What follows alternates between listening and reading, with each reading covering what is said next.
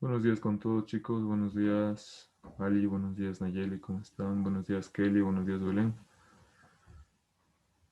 Vamos a comenzar la clase el día de hoy. ¿Alguien tiene alguna pregunta, alguna inquietud de lo que habíamos visto en la clase anterior, hace 8 días?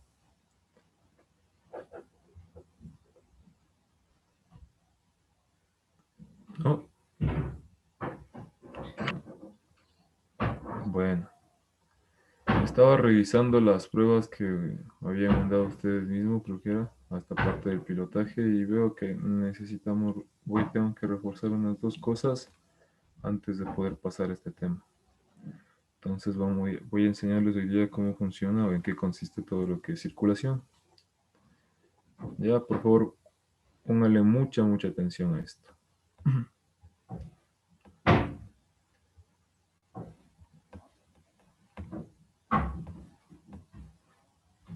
Ya.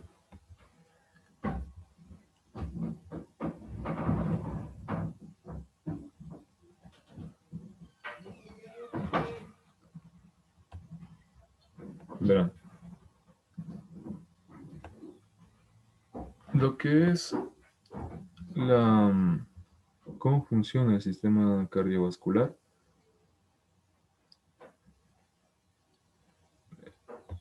La sangre ya una vez que pasa de los pulmones, se oxigena y que va a salir del corazón, sale a través de este vaso, ¿ya? De este grandote. Sí, por acá. Esta es la arteria aorta. Y la arteria aorta se empieza a dividir en muchas ramas que tiene la arteria. Y mientras más se divide la arteria, más pequeños o más angostos se van haciendo los vasos, hasta llegar a unos vasos sumamente chiquitos, sumamente pequeñitos. ¿Ya? Estos vasos de aquí se llaman capilares. ¿Ya? O sea, la arteria se va dividiendo hasta que se hacen vasos cada vez más chiquitos y llega a la estructura de los capilares. Y es aquí en los capilares, es el único vaso sanguíneo donde ocurre el intercambio gaseoso. Repito, la arteria aorta se va dividiendo en muchísimas arterias pequeñitas, por todos los trayectos que tiene hasta el último rincón de nuestro cuerpo, y los vasos más pequeñitos se llaman capilares.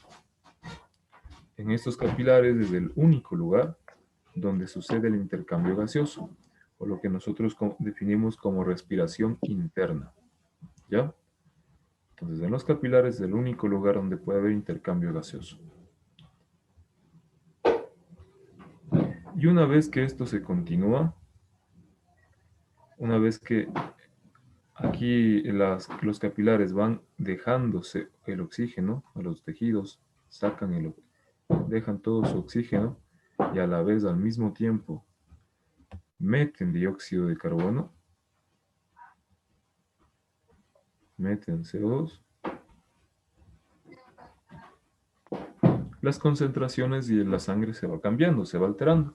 Y mientras eso pasa, la sangre ya va cambiando todas sus concentraciones y los vasos también ya van cambiando y se van haciendo vasos de distinta morfología a nivel microscópico,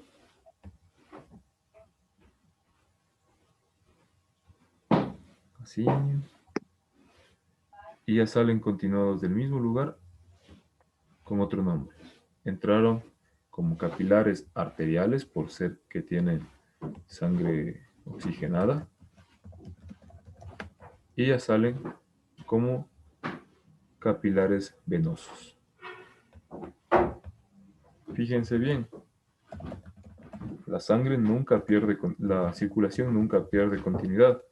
La circulación no es que riega la sangre en algún punto y luego la recoge. No, la circulación es continua. Es un sistema circulatorio cerrado el que nosotros tenemos.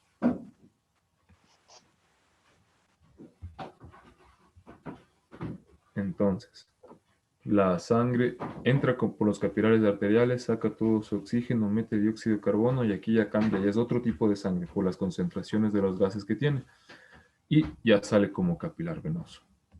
¿Me entendieron esto?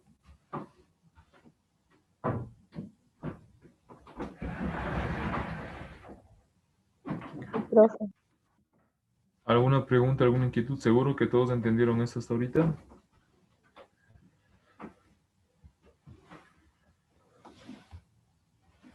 Háganse ver con el chat, con un mensajito, cualquier cosa, por favor. Por mi lado, sí, profe. Gracias, Fernando. Oh. Entonces creo que sí se entendió. Entonces, así como las arterias, la mayoría de las arterias, todas las arterias de la gran, todas las arterias nacen de la aorta, todas. Es decir, fueron dividiéndose, porque aquí era una arteria más grande, acá era otra arteria que hizo otros capilares y así. Y acá era otra arteria más grande, que esta es así. Es decir, los brazos se iban dividiendo, pues las venas hacen algo parecido, pero en cambio, en vez de irse dividiendo, estas se van uniendo. Se unen esta vena que se forma aquí con esta otra vena que se formó acá, con esta otra de acá, y hace una vena más grande y así. El mismo principio se sigue. ¿Ya? Y todas estas venas confluyen hasta llegar a esto, a estas dos venas grandotas. Esta es la vena cava inferior y esta es la vena cava superior.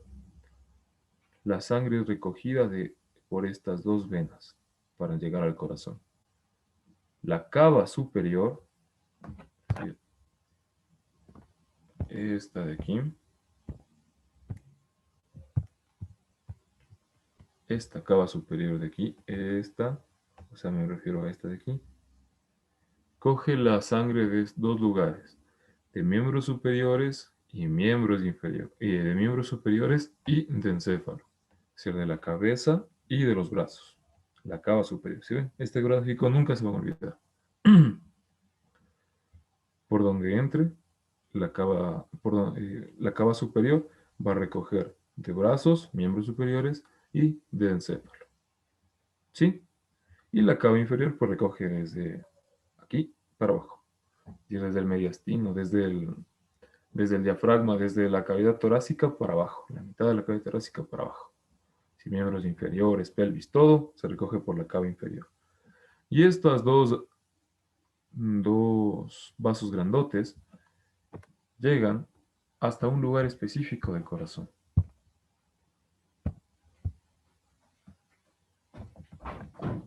Que nosotros ya habíamos dicho, ya habíamos mencionado cuando hablamos de pulmones.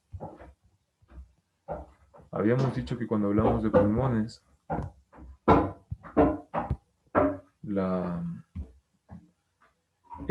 el corazón se divide en 4 cavidades. Ahí está. 2 cavidades superiores y 2 cavidades inferiores. Las superiores se va a llamar atrios, bueno, se llama, o aurículas. El nombre actual es aurículas.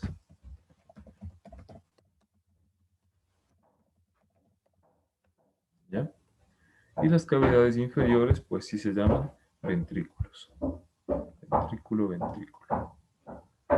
La vena cava superior y la vena cava inferior llegan hasta la cavidad superior derecha, es decir, a la aurícula derecha. Y ahí es donde comienza el proceso de contracción cardíaca. ¿Me entendieron hasta ahorita?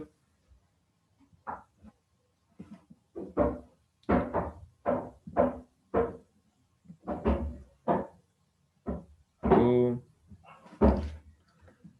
me confirman, por favor? Si me entendieron, no me entendieron. Profe, ¿puede volver a explicar esa partecita? Pero por supuesto. Nosotros quedamos hasta qué recoge las cavas, ¿sí me entendieron? ¿O de dónde sale la sangre de las cavas? De las venas cava superior e inferior. Sí. Ya, eso sí me entendieron. Ok. Entonces, esas dos venas cavas se dirigen al corazón. Entonces, en el corazón hay 4 cavidades. Corazón, tal como lo vemos en este gráfico, son 4. Dos superiores, esta de aquí y esta de acá, y dos inferiores, estas de aquí y estas de acá. ¿Ya? Las cavidades superiores son encargadas de recibir sangre. No se olviden, las superiores reciben sangre y las inferiores expulsan sangre. ¿Ya? Las superiores se llaman aurículas. Y como tenemos dos a cada lado, una izquierda y una derecha, igual en la parte, en las cavidades inferiores, la aurícula derecha, es decir, a este lado de acá, es donde llegan las dos venas cavas, la cava superior y la cava inferior. Lo que recogieron toda la sangre del cuerpo, llegan acá, a la aurícula derecha. Ahí es donde depositan la sangre. ¿Ya? Entonces, repito, las aurículas, las cavidades superiores, las que están acá arriba, o sea, me refiero a la parte superior del corazón, reciben sangre. Y es la aurícula del lado derecho la que recibe sangre de la vena cava superior y la vena cava inferior. ¿Sí me entendieron un poquito mejor? Sí, profe, está mejor. ¿Alguna pregunta, alguna inquietud? Profe, ¿y las venas cavas?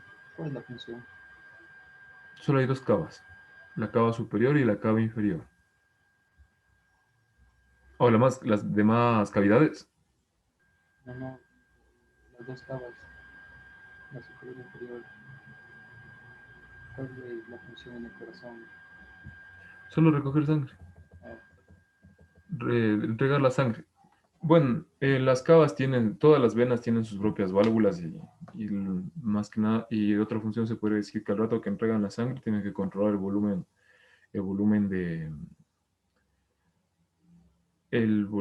de gasto, el volumen para el gasto cardíaco, es decir, cuánta sangre específicamente va a traer el corazón. Entonces las dos venas tienen unas valvulitas que se cierran y se abren en cada rato según la contracción o la relajación que estés en el corazón.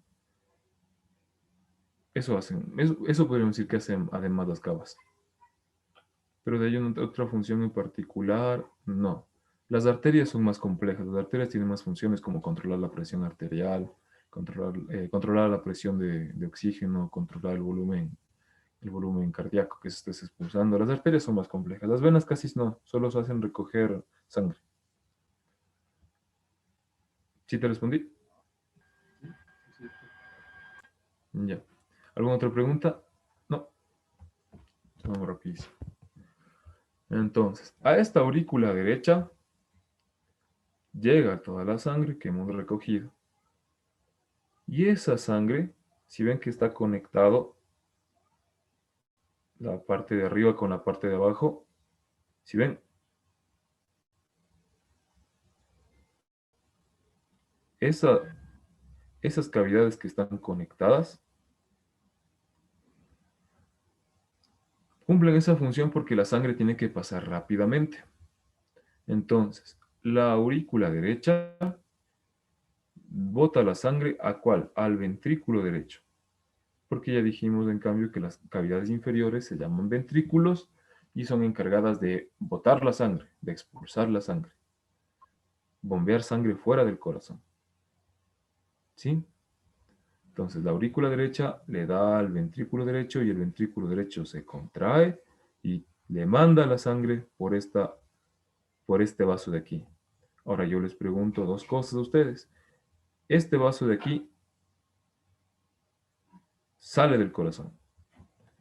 Por lo tanto, ¿qué será? ¿Qué tipo de sangre, qué tipo de vaso es? ¿Arteria o vena?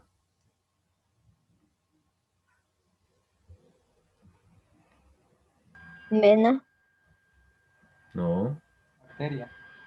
arteria. Recuérdense, todo vaso que sale del corazón era arteria. ¿Sí? Todo vaso que sale del corazón es arteria. Y todo vaso que entra al corazón es vena. Repito, todo vaso que llega al corazón, que llega a dejar sangre en el corazón, es vena. Y todo vaso que sale del corazón es arteria. No se olviden. Entonces, ¿qué ha sido este vaso? ¿Arteria o vena? Si este está saliendo del corazón. ¿Sí ve cómo sigue la flechita? Arteria. Arteria, eso. No se olviden nunca. Arteria. Y esta arteria se llama arteria pulmonar. Y ustedes ya conocen a la arteria pulmonar. ¿A dónde se dirigirá esta arteria entonces? A los pulmones. Eso, muy bien, a los pulmones. Esta arteria era la que llevaba la sangre y se dan cuenta que el color incluso del gráfico está azul. Y ven que aquí las venas cavas solo recogieron la sangre, que ya dejaron todo su oxígeno, solo recogieron y dejaron aquí en el corazón, y sale por esta arteria pulmonar. Entonces, ¿esta sangre será con poco oxígeno o con mucho oxígeno? Con mucho oxígeno. Se dirige a la Poco oxígeno. ¿Con poco o con mucho? Perdón, no les escuché. Poco oxígeno. Con poco oxígeno. Muy bien. ¿Ven? No está haciendo nada de llenar de oxígeno, nada, no está haciendo nada de eso. Simplemente recogió y botó en el corazón. Y el corazón de la aurícula derecha, no se olviden, llega por aquí para que nunca se olviden, es como si hiciera así. Ya es como un sub y baja, porque llega a la derecha, baja el ventrículo y sale por la arteria pulmonar. Y recién cuando llega a los pulmones se oxigena, recién ahí se oxigena. Y de ahí ya regresa. Entonces no va a regresar al lado derecho, porque no tendría sentido mezclar una sangre con la otra. Va a llegar al lado izquierdo. ¿Y qué dije? Las aurículas son las cavidades que reciben sangre. Entonces, por eso, los vasos llegarán a la aurícula izquierda. Repito, se fue la sangre a los pulmones por la arteria pulmonar, se oxigenó y regresó a través de otros vasos a depositarse aquí, en la aurícula izquierda. Ahí es donde se deposita. ¿Sí? ¿Me entendieron hasta ahí? Sí, profe. Sí, profe. Nunca se olviden, las aurículas son las que reciben sangre. Ahora yo les pregunto, estos vasos llegan del pulmón al corazón. ¿Cómo se llamarán?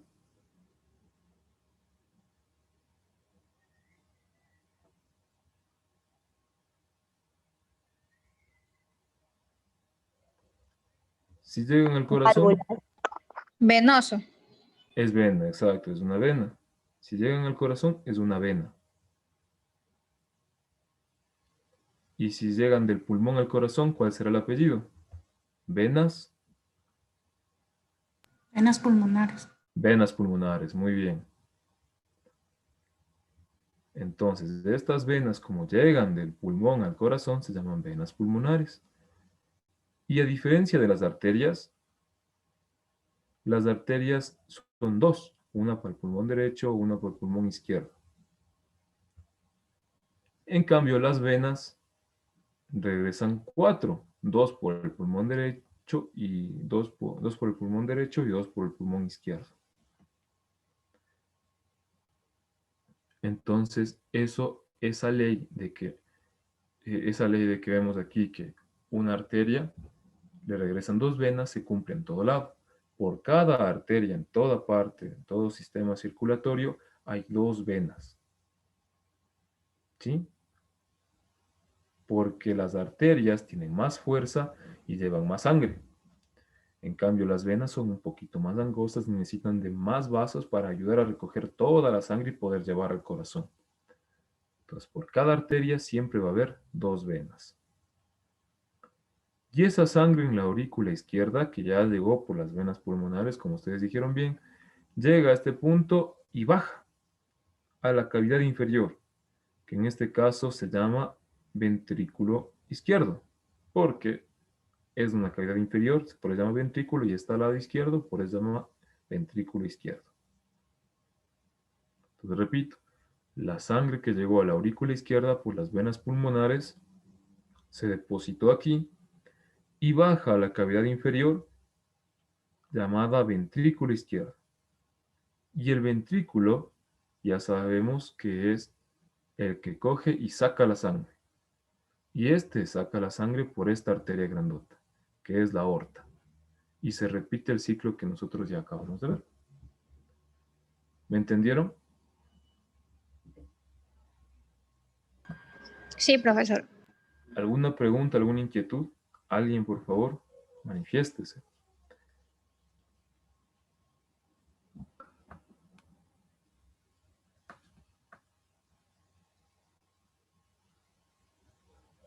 ¿No? ¿Nadie? ¿Todo está claro? Muy bien, muchas gracias, Belén. Ahora, el corazón no es solo que baja y simplemente la sangre sale por inercia o se mueve porque la sangre tiene su propia velocidad. Como ya sabemos, el corazón es el que se contrae. El corazón es el que tiene la fuerza contráctil para poder mover toda la sangre. Y este corazón es...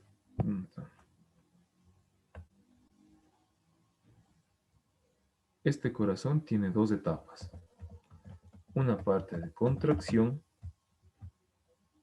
y una parte de relajación.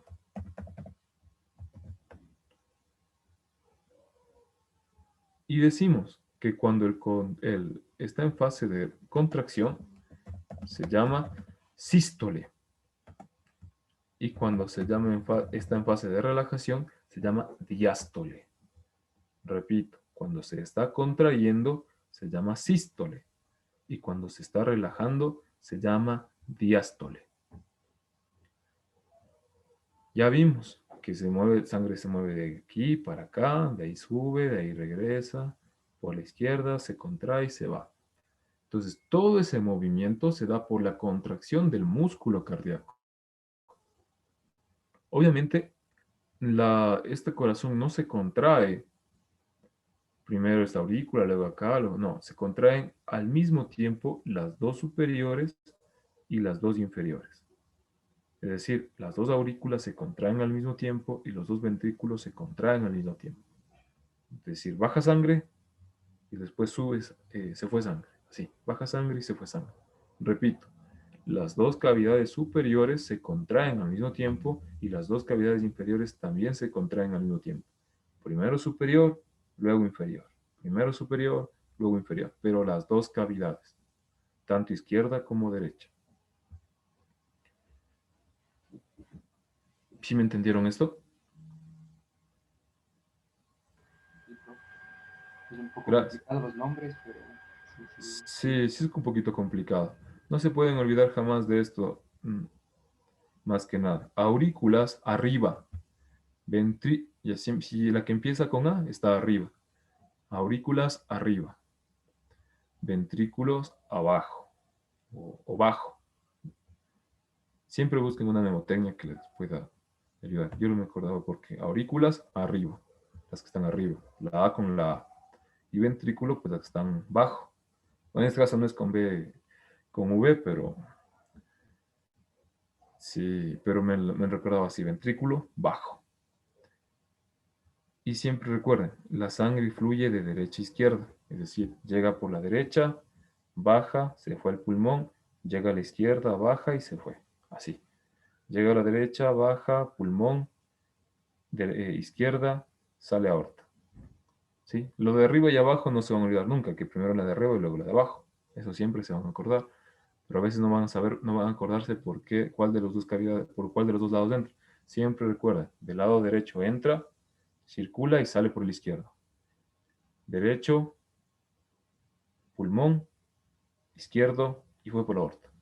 Derecho, pulmón izquierdo y se fue por la aorta. ¿Sí? De eso sí no se olvide.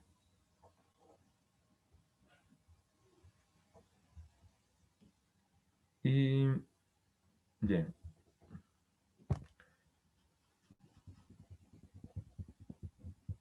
Ya.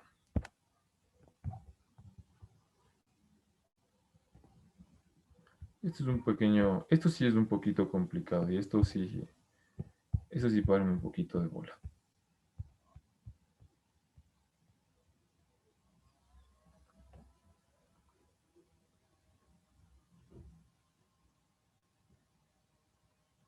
Ah, ok. Déjame repetirle, entonces. Verán.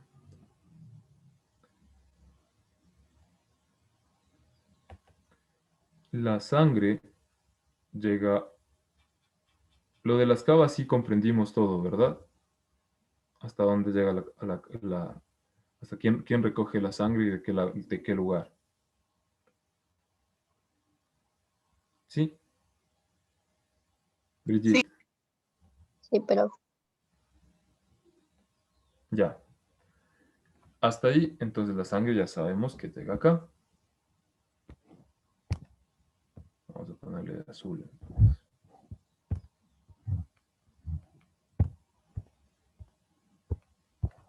La sangre ya sabemos que llega acá, a este lugar, a esta cavidad del corazón.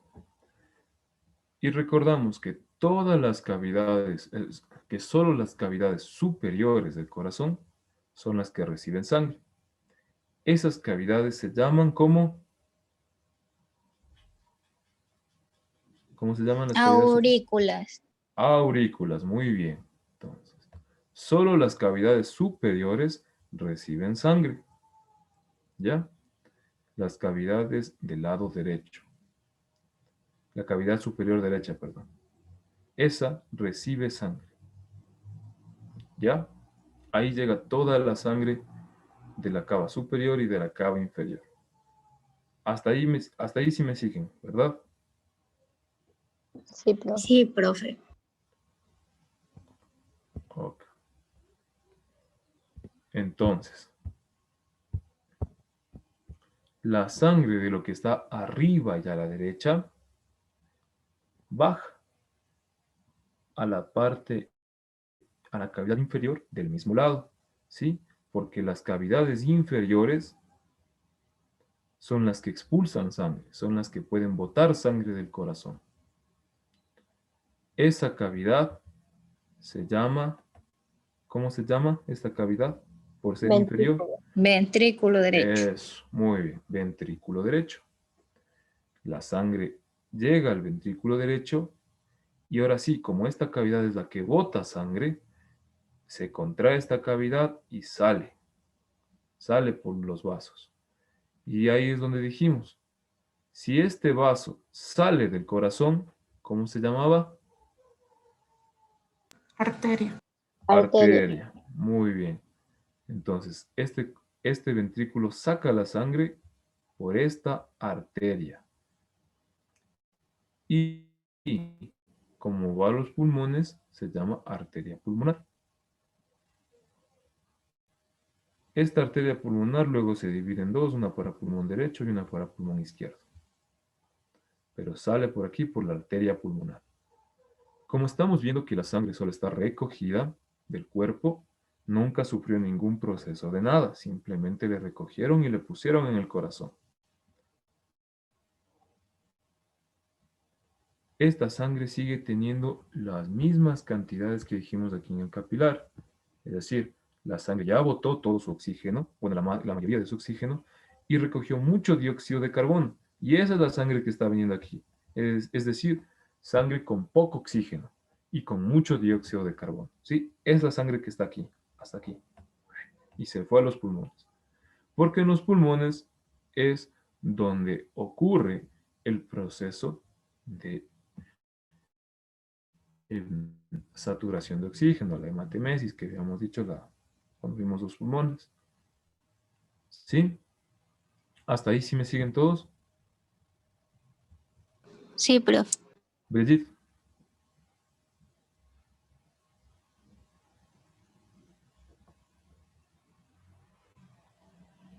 Oh, no. Gracias, Belén. Brigitte, confirma para confirmar. Sí, listen. Ok. Entonces, sangre ya se oxigenó en los pulmones. Ya está en los pulmones, se oxigenó un montón, un montón, un montón en los alveolos.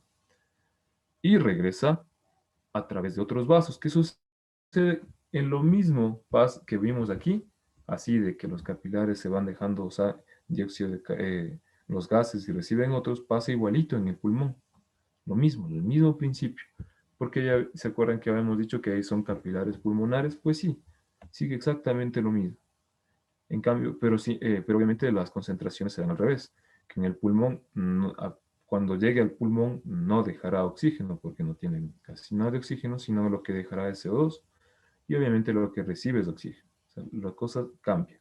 Es decir, saca el dióxido de carbono y mete oxígeno. Esa sangre que ya se cargó de oxígeno regresa al corazón a través de estos vasos de aquí. No se olviden de la regla jamás. Por cada arteria hay 2 venas. Estos vasos de aquí llegan al corazón. ¿Ya? Entonces, si llegan al corazón, ya les acabo ahorita de decir qué vasos serán, arterias o venas. Venas. Venas. Muy bien. Entonces, estas venas que vienen del pulmón al corazón se llaman venas pulmonares. Así como hubo una arteria pulmonar que se iba al pulmón, existen unas venas pulmonares que llegan desde el pulmón. ¿Ya? Y estas llegan a la cavidad superior izquierda. ¿Por qué llega a la superior? Porque ya dijimos que solo las superiores reciben sangre. Y si es la cavidad superior izquierda, ¿cómo se llamará? Aurícula derecha. Aurícula izquierda. Aurícula izquierda, es. Dijimos la cavidad superior izquierda. Entonces, si es la cavidad superior, se va a llamar aurícula. Y como está del lado izquierdo, es aurícula izquierda. Entonces, hasta acá llega la sangre que viene de los pulmones. Pero ojo, esta sangre ya viene con mucho oxígeno, porque ya llega de los pulmones. ¿Sí? Entonces, en este lado izquierdo es donde empieza a circular esta sangre con mucho, mucho, mucho, mucho oxígeno. ¿Me entendieron hasta ahí? Sí, profe. Sí, listen. Brigitte. Sí, listen. Ok. Entonces, hasta ahí llega la sangre de los pulmones. Luego, así como pasó en el lado derecho de que llegó a la superior y bajó a la inferior, así mismo pasa acá. Llegó a la superior y baja a la cavidad inferior. Si es cavidad inferior, ¿cómo se llamará? Ventrículo izquierdo. Eso, ventrículo. Y como está al lado izquierdo, pues es el ventrículo izquierdo. Y así como el ventrículo derecho saca sangre, ese también saca sangre. El ventrículo derecho lo hacía por la arteria pulmonar, en cambio el ventrículo izquierdo lo hace por la arteria aorta. Y sale. Y ahí ya empieza el ciclo que ya vimos acá, que se van dividiendo y llegan los capilares. Todo es igualito. Y es un ciclo que se repite, se repite, se repite y se repite y se repite. ¿Me entendieron un poquito mejor? Sí, profe. Sí, listen. Brigitte, ¿le entendiste un poquito más? Sí, ¿O, rep- profe. o repetimos otra vez? No, ahorita sí ya lo entendí. Listo, muchas gracias. Entonces, la sangre sale por la arteria aorta y se repite. El movimiento de la sangre se da cuando el músculo se contrae, es decir, cuando el corazón se contrae así. Ustedes lo que sentimos aquí cuando sacamos el pecho y es tum, tum, tum, tum. ¿Ya? Mediante la sístole sístole y dístole. No, Perfecto, David, mediante la sístole y diástole. sístole y diástole. Ese nombre sí es feo. Ese sí tienen toda la razón. Ese también. Aquí está. Mediante el proceso de sístole y diástole. El corazón, cuando se contrae, empieza a mover sangre. ¿Ya? Cuando se contrae, empieza a mover sangre. Es algo así de simple. Ustedes ponen agua en su mano y la aprietan. ¿Qué pasa con el agua? Sale. Exacto. Es el mismo principio que sigue el corazón. Tú pones agua en tu mano, ¡pac, pac! Sale el agua volando. El mismo principio se aplica en el corazón. Ahora imagínense ustedes, cuando la mano esté así, recibiendo el agua, porque no podemos estar así recibiendo agua, ¿no es cierto? Tiene que estar abierta y sin moverse. Entonces, cuando nosotros abramos la mano, el corazón es lo mismo que el corazón hace cuando está relajado. El corazón está fresh, tranquilo, recibiendo sangre. El corazón recibe sangre, nuestra mano recibe agua. Ese proceso, ese pedacito de tiempo, se llama relajación o diástole. Es lo mismo. ¿Sí? ¿Y ahora qué pasa? Pasa cuando ¡pac! Se aprieta. El agua sale, ¿no es cierto? Ese proceso de estar apretando la mano y en el corazón es igual, se contrae, se hace más chiquita, más chiquito el corazón, se contrae así. Se llama contracción o sístole. Y ahí es donde se recibe y ¡pac! Se contrae y saca la sangre. ¿Me Una entendieron esa curiosidad. partecita? Dímelo. En el proceso de diástole es cuando entonces funcionan las aurículas y en el proceso de sístole es cuando funcionan los ventrículos. Podríamos, claro, le podemos decir así, que en la diástole es cuando en la diástole es cuando se llenan las aurículas. Pero, para que tengan una idea, el ventrículo también recibe sangre, pero no recibe sangre de afuera, eso sí. O sea, el ventrículo se llena con la sangre que tiene la aurícula. Entonces, si el ventrículo está contraído, ¿podrá recibir la sangre? No.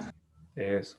Entonces, todo el corazón, de hecho, tiene el proceso de sístole y de diástole. Espera un momentito, por favor.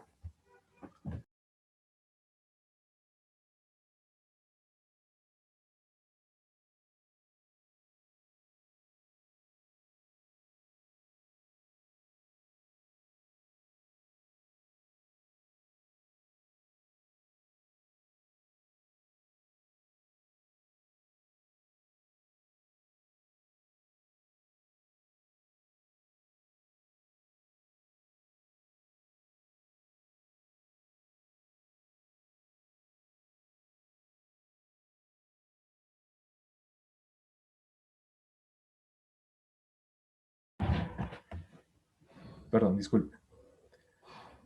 Entonces, todo el corazón tiene un proceso de sístole y diástole.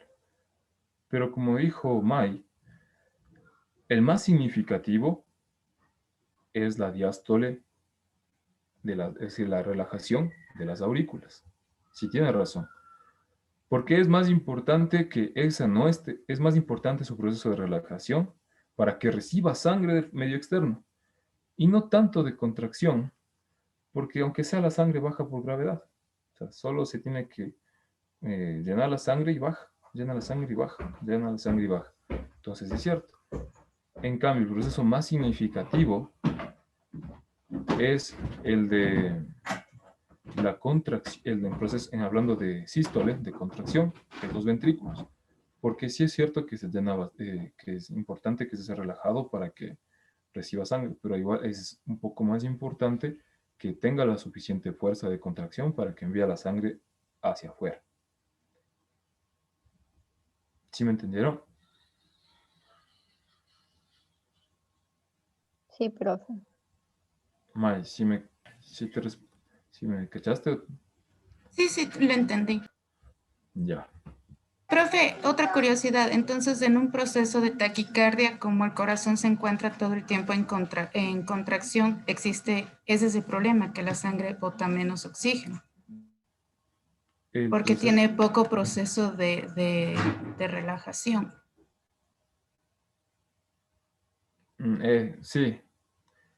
No que tiene, no pone monte de oxígeno, bombea menos sangre. Eso sí, claro, porque tiene poco proceso de relajación. En la taquicardia lo que pasa es que todo este proceso, que es así, como yo lo explico, así suavecito, en vez de ser así despacito, es rapidísimo. Tac, tac, tac, tac, tac, tac, tac, tac, tac, tac, tac. Por eso el corazón está tum, tum, tum, tum, tum, tum, tum, tum, tum, tum, tum, tum, tum. ¿Ya? Entonces, obviamente, como tienes razón, como existe menos tiempo para que se llene la sangre aquí en las aurículas, bombea menos sangre hacia afuera. Entonces, como bombea menos sangre hacia afuera, como tú dices, la sangre, en vez de llegar en 120 mililitros, que es lo que es el gasto cardíaco en un latido, llega menos, llega a la mitad. Entonces, como llega poco, eso mismo se autorregula y dice, ok, tienes que, aunque como estás mandando poco, por cada contracción tienes que contraerte más veces para así suplir la necesidad. Entonces, ahí es un círculo vicioso. Que como manda poco, tiene que contraerse más veces, de así, así, así, así. Y justo cuando ya te relajas, te calmas, o se calma el estímulo de la taquicardia, pues ahí el corazón ya llena más sangre. Y ahí ya puede mandar tranquilamente y ya no es necesario contraerse tantas veces. Tienes toda la razón. ¿Alguna otra pregunta, alguna inquietud?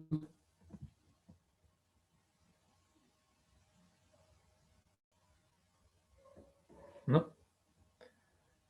Ya. Entonces, ¿entendido lo que es sístole y diástole? Sí, profe. Sí, estos nombres sí, como dijo David, sí son feos, sí. Pero no le voy a decir que no. Solo tienen que repasar, repasar, repasar, repasar, repasar, hasta que un día se aprende. Y ya nunca más se olvida.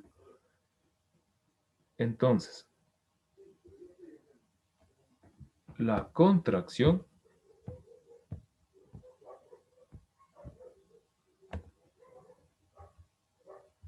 del corazón no se hace cavidad por cavidad, sino lo hacen a la par. La parte superior y la parte inferior se contraen simultáneamente las cavidades. Es decir, aurícula, que son las partes de arriba, se contraen las dos aurículas al mismo tiempo. Y ventrículos, que son las cavidades de abajo, se contraen las dos al mismo tiempo. Primero serán las aurículas y luego serán los ventrículos.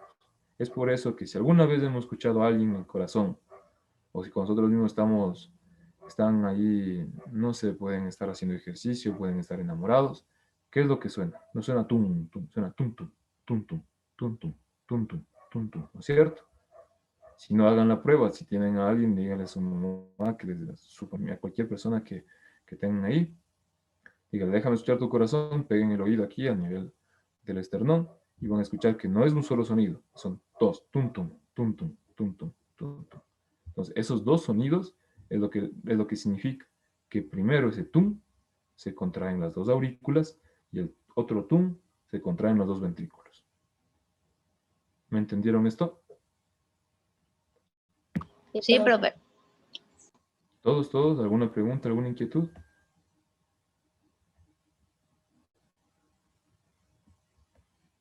Por mi lado, no, profe. Gracias. ¿Sí le cachaste, David? Sí, profe. Sí, sí, sí. Ok. Entonces. Y ahora sí viene una cosita que es lo que les iba a explicar, que es un poquito complicado por los nombres. ¿Qué pasa si ustedes tienen una olla hueca y le ponen al grifo? ¿Se llenará algún día? No. Imposible, ¿no es cierto? Es lo mismo que funciona con las cavidades del corazón.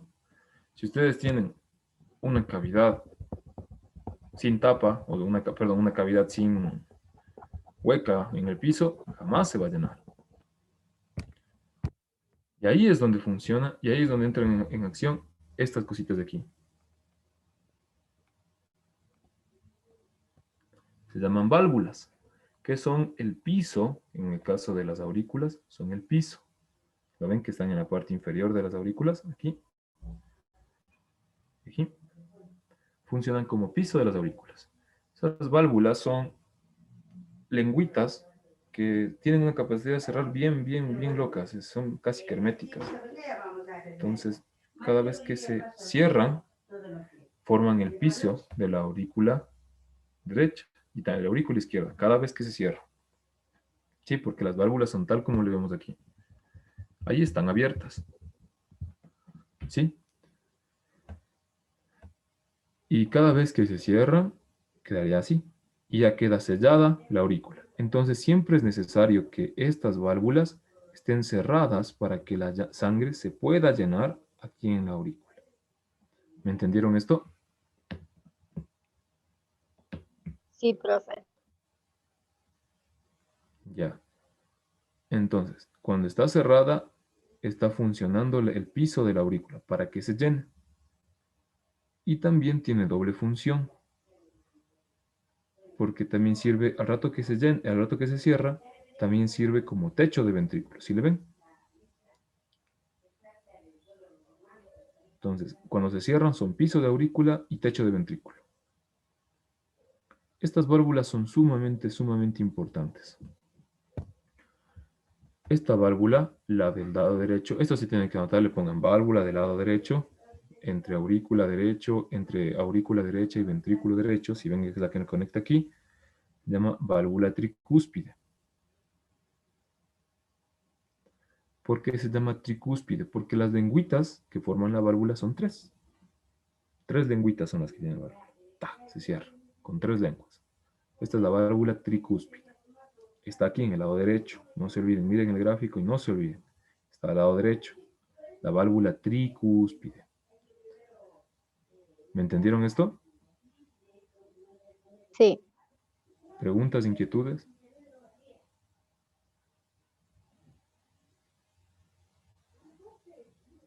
¿No? Y lo mismo... No, profe. Gracias. Y lo mismo pasa en el lado izquierdo. En el lado izquierdo, en cambio, en vez de llamarse tricúspide, se llama mitral. Mitral, voy a agarrar esto. Mitral, válvula mitral. Antes se llamaba válvula bi, con B labial, bicúspide. Le pusieron después válvula bicúspide o mitral. ¿Y cuál es, en cambio, la diferencia? Si en el lado derecho, aquí acuérdense, siempre tienen que ser 3, acá en el lado izquierdo será 2. Así nos aprendemos. 3, 2, 3, 2, 3, 2. La mitral tiene dos lengüitas. Eso sí, les he visto que les toman mucho tiempo. Les he visto las preguntas de estas válvulas. Mucho, mucho tiempo. Válvula tricúspide al lado derecho con 3 lengüitas y válvula bicúspide o mitral con 2 lengüitas al lado izquierdo.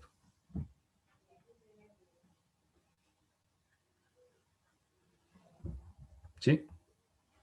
¿Me entendieron esta partecita? Sí, profe. ¿Inquietudes? ¿Alguna pregunta? ¿Alguna inquietud? ¿Seguros, por favor? Profe, ¿a qué se refería de 3-2? O sea, eso casi no entendí. Ya. Lo que yo me refiero con 3-2 es la válvula del lado, la válvula del lado derecho, esta es mi derecha, la válvula de derecho tiene 3 lengüitas y por eso se llama tricúspide. Ya, para nunca se olviden el nombre. La del lado derecho tiene 3 lengüitas, por eso se llama tricúspide. Y la del lado izquierdo tiene 2 lengüitas, por eso se llama mitral o bicúspide. ¿Sí? Tricúspide, mitral. Sí, profe, muchas gracias. Eso me refería con el 3-2, 3-2. ¿Sí se acuerdan cuántas válvulas, cuántas lengüitas tiene? ¿Se acuerdan el nombre? 3 tricúspides. Si tiene 2, la mitral, la del lado izquierdo. ¿Sí?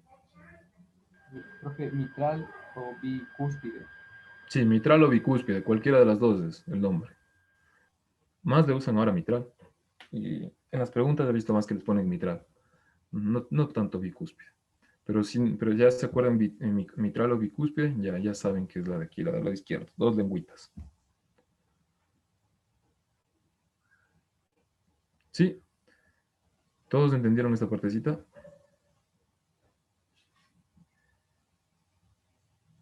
Sí, creo que estudiaron Sí, los nombres, profe. pero sí. Sí, los nombres son bien de aprenderse. Eso no lo van a aprender a la primera, sí. Traten de siempre estar repasando así, invéntense una memotecnia, sí, por ejemplo, puede ser una y no se olviden el nombre, igual con los nombres de las cavidades. Y eso. Y también existen válvulas, en cambio, como así como existen esas puertitas, las arterias, en cambio, las arterias tienen sus propias puertitas, que son en cambio la pulmonar y la aórtica, que son igual puertas, eso no tienen nada de especial, solo son válvulas, no tienen ningún nombre específico, especial.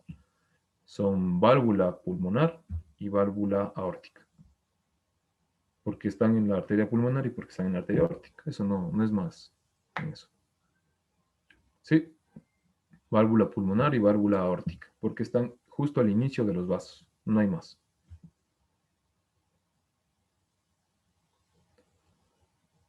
¿Sí se entendió? Sí, profe. Sí, profe. Todos, todos, todos.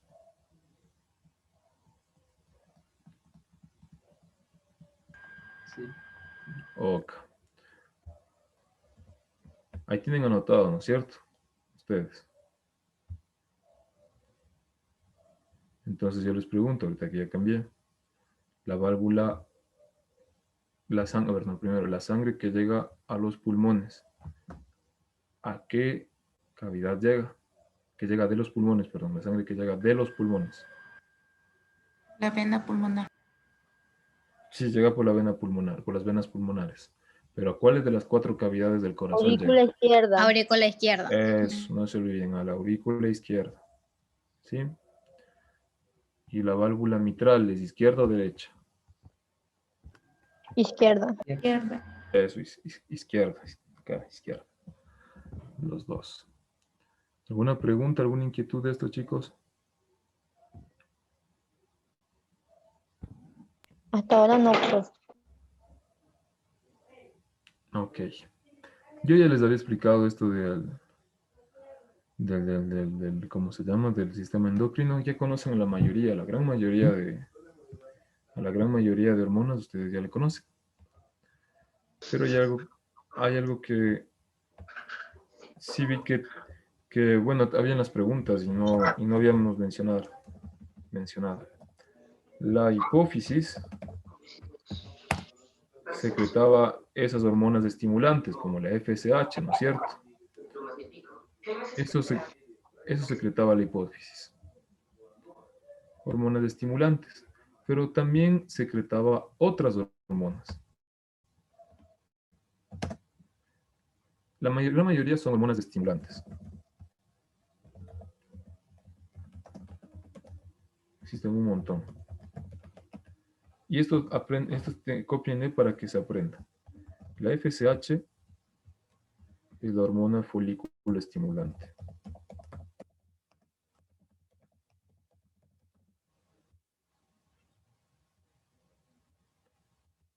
¿Sí? Esto sí es meramente memoria, se podría decir. Tienen que acordarse cuál es cuál en ese ratito. Según vi que estaban tomando estas cosas. La hormona ACTH es la corticoestimulante.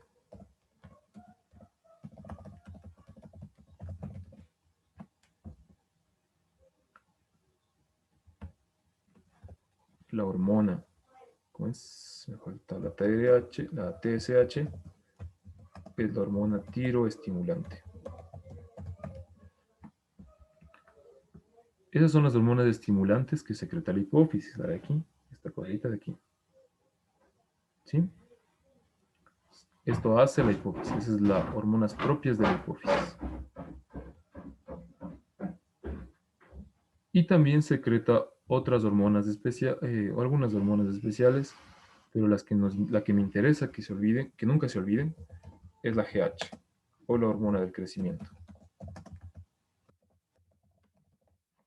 Estas 4 sí no pueden olvidarse. FSH, folículo estimulante, ¿a dónde va a actuar? A las gónadas. ¿Ya? Son 3 cositas que deben de ley aprenderse.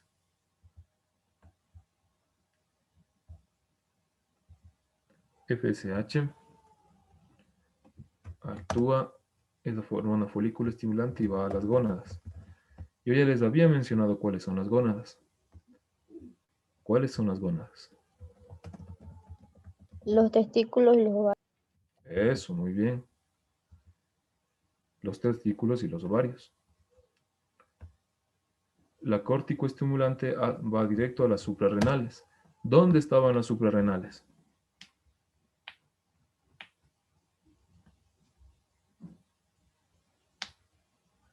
Por el nombre decía, suprarrenales. En los riñones. Encima de los riñones, ajá. La hormona tiroestimulante va a la tiroides. ¿Qué hormona secretaba la tiroides?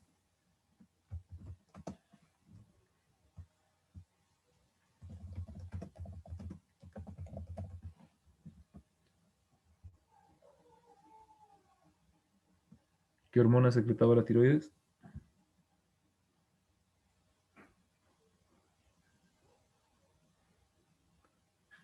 ¿Aló? No recuerdo, profe. ¿Se acuerdan? La hormona, la triiodotironina o T3 y la tiroxina o T4. Ya nunca se olviden, triiodotironina o T3 y tiroxina o T4.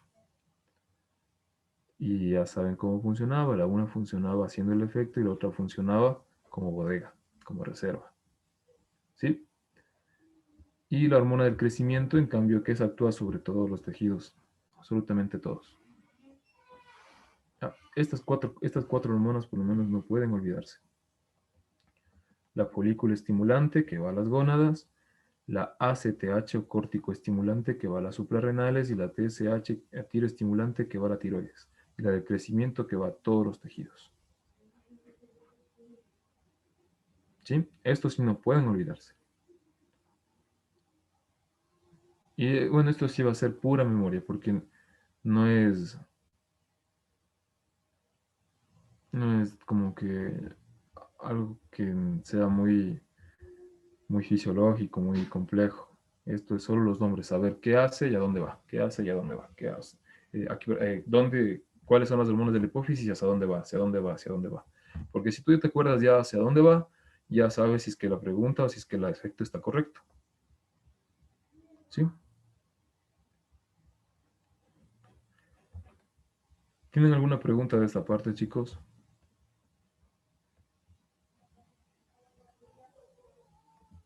No, profe. Ok, ¿puedes repetir, o sea, un resumen de todo? De Claro. las hormonas, ¿De estas o desde la tiroides? de todas estas. Ya. Verán. En la hipófisis, bueno, también se le conoce como pituitaria, pero es un nombre viejo, viejo. Se secretan algunas hormonas. Un grupo grandote son las hormonas estimulantes. Estas hormonas estimulantes lo que hacen es secretarse en la hipófisis, que era esta partecita de aquí, era esta cosita de aquí. Y estas son las que, y esta hipófisis secreta las hormonas y estas hormonas son las que en realidad estimulan al resto de hormonas, al resto de glándulas endócrinas, para que secreten hormonas. Son tres principales que no pueden olvidarse. La FSH, que se llama hormona folículo estimulante, y se dirige a las gónadas, como ya bien dijeron, testículos y ovarios. ¿Sí? Y en los testículos ovarios, pues ya depende mucho de la edad y todo, pero va a ir a secretarte el testículo, el ovario, se activarán y empezarán a secretarte testosterona o estrógenos, dependiendo lo que necesite. La ACTH es la hormona córtico-estimulante. Y esa va directa a estas glándulas que estaban encima del riñón, las suprarrenales. Y obviamente esa también secretará lo que necesite. Que ya vimos cuando les enseñé lo que hacía la aldosterona, Ahí hablamos de las suprarrenales.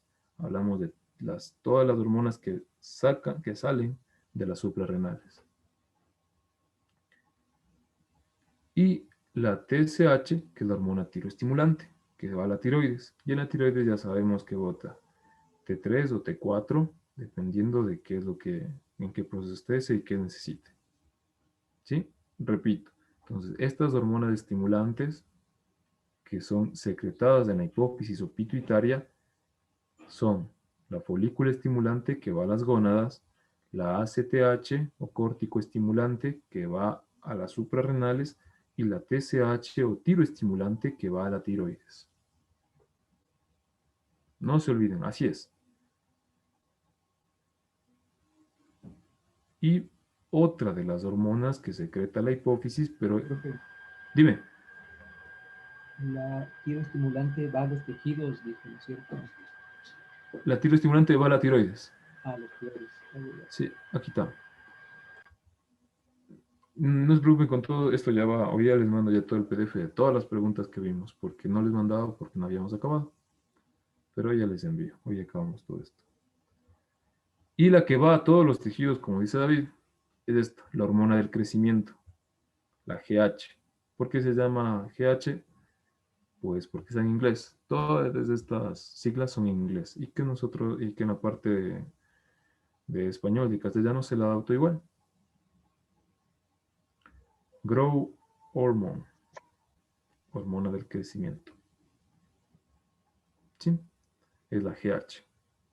Esta sí se afecta a todos los tejidos, absolutamente a todos. No hay tejido que no se salve de que la GH le haga efecto. Por eso no pertenece a las hormonas estimulantes. Las estimulantes solo van a otra glándula para estimular. Pero en cambio esta ya va a ser directo su acción absolutamente en todos los tejidos. Principalmente huesos, pero va a todos los tejidos. Todos, todos, todos, todos, todos, todos, todos. ¿Me entendieron un poquito mejor? Sí, Sí, profe. profe. ¿Alguna pregunta, alguna inquietud? Perdón.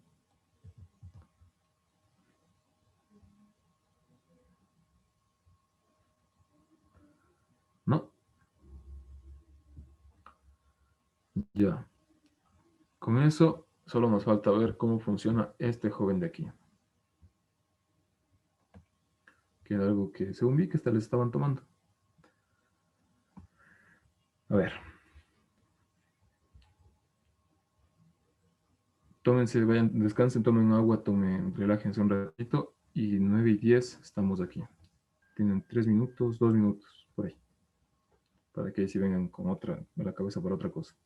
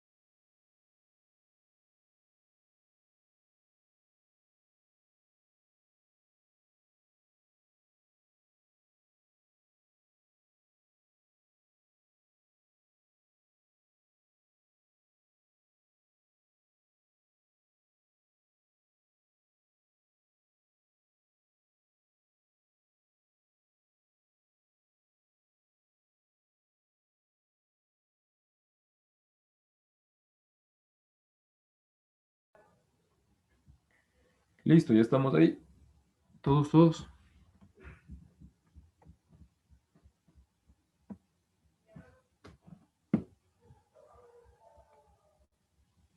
Ya estamos, chicos. Sí, profe. Listo.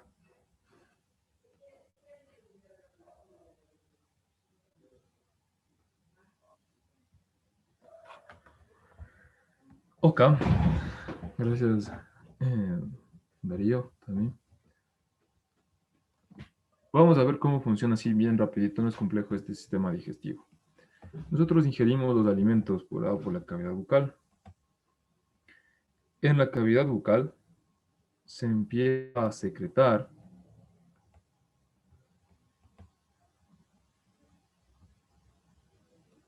por las glándulas, que hay aquí un montón, se empieza a secretar la saliva.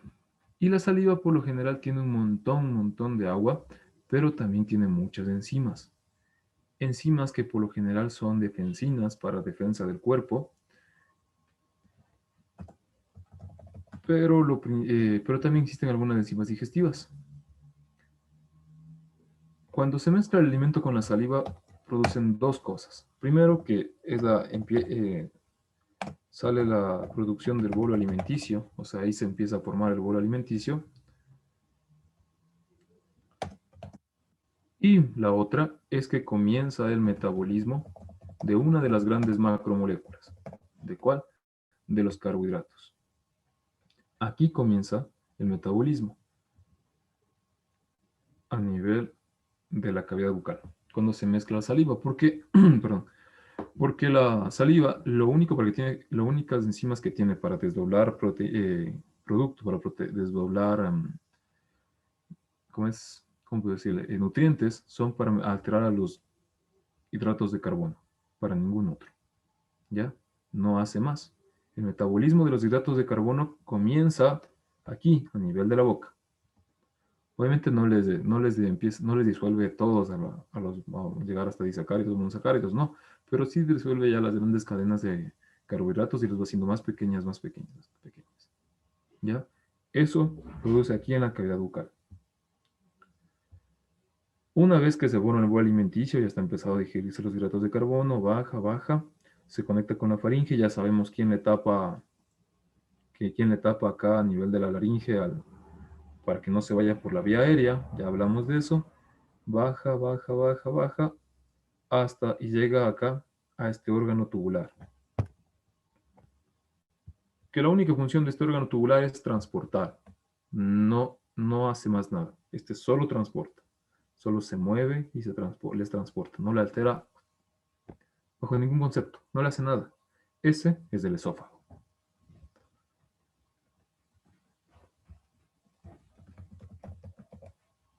No hace absolutamente nada. Solo transportar el esófago. ¿Ya? Llega al esófago y se une acá a esta dilatación grandota que tenemos del estómago.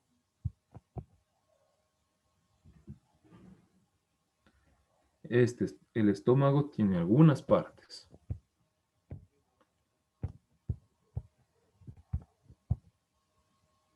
Uy.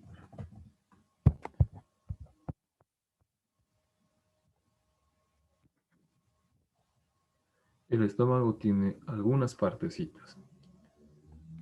Esta parte de aquí, esta parte de acá, vamos a dividirla en algunas partecitas.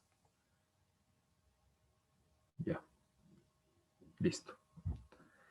Esto que está aquí en un circulito, hagan por favor, dibujen lo mismo, una cosa parecida al estómago. Por favor, dibujen igualito. Y van a señalar van a encerrar con un circulito. Y esto que saco con una flecha, que es la puerta de entrada al estómago. Esa puerta de entrada, La boca del estómago le llaman. es lo que llamamos la boca del estómago. Se llama cardias. La boca del estómago le decimos a esta zona de aquí, que no es que sea justo esa parte. La boca del estómago es todo esto de aquí. Quitamos el hígado, ¿no? Todo esto de ahí. que es esfínter, el esfínter gastroesofágico inferior y junto con el cardias. Toda esta parte, todo eso está aquí. Pero a esa partecita del estómago le decimos cardias. En cambio, a toda esta zona de aquí le decimos boca del estómago, que está, como ya les señalé, lo de más arriba, toda esa parte de ahí, incluido también el esófago. Pero obviamente el cardias sí pertenece a eso que decimos boca del estómago. Ujú. Ese cardia se continúa con la entrada, podemos decir, la primera impresión que se ve del estómago. Esa primera impresión que se ve del estómago se llama antro. ¿Ya? Ya te ahí saca la flecha, de esta partecita de aquí. Y el antro se comunica con dos partes. Esta que está más arriba del estómago, la que está acá al costado, la que sirve como espacio para poder mover la comida, se llama fundus o fondo. El fondo del estómago. Repito, vamos a recapitular hasta ahí. El esófago se une con el estómago. Y el estómago tiene algunas partes. La entradita, la puerta de entrada, la puerta, o dicen que es puerta porque es una puerta, es un esfínter, es algo que sirve para que entre y salga, para que entre la comida y no salga, se llama cardias. ¿Ya? Esta es la puerta. El cardias. Cuando nosotros cruzamos la puerta, pues vemos la primera habitación. Y la primera habitación del estómago se llama antro. ¿Ya? Y seguido del antro está la parte que es más superior del estómago, es decir, está más hacia arriba, porque el estómago nuestro es una dilatación así, como lo vemos aquí, que se eleva. Ahí está el fondo del estómago, fondo gástrico. Y este fondo gástrico sirve como espacio de reserva, porque el alimento que entra aquí se empieza a mover una barbaridad, porque el estómago tiene mucho músculo. Entonces el estómago, le zarandea, pero no es que el estómago es como si fuera una lavadora, que hiciera así, no, sino que el estómago también, como todas las vísceras huecas, se contrae así. Entonces, como se contrae así, es como si yo tuviera una plastilina en la mano. ¿Qué pasa si yo tengo una plastilina en la mano y la aplasto ahí? ¿Qué pasa con la plastilina? Se apachurra. Se apachurra, muy bien. Y si tengo, eso en el caso de que sea poca plastilina. ¿Y qué pasa si yo tengo mucha plastilina? Que sí, que me llena todito esto así. Y le cojo y la aprieto. Es como un poquito más difícil. Exacto, se hace más difícil porque tiende a llenar más la mano, ¿no es cierto?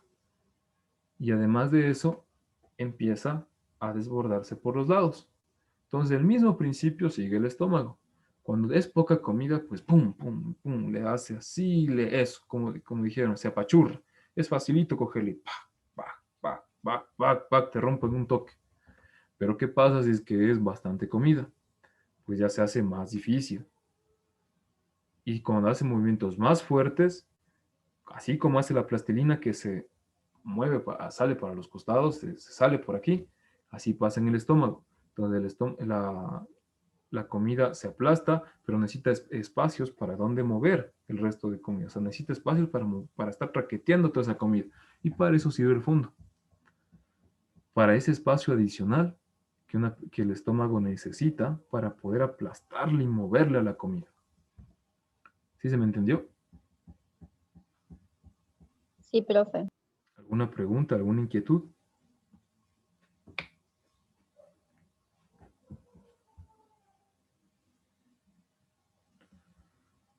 Listo. Y se continúa después del fondo, si ven, está antro y fondo que están al ladito. Quien se continúa es el resto del estómago, que es la parte más grande. Esta parte más grande se llama cuerpo. El cuerpo del estómago.